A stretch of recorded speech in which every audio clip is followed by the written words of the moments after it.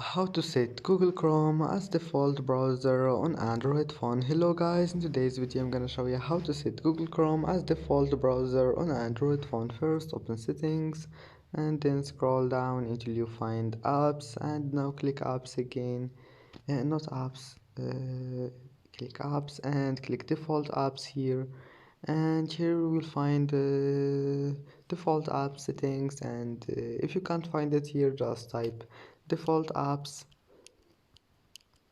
and then click on it. Now just click browser app and select Chrome, and that's that's it. Then just go back and restart your phone, and that's it.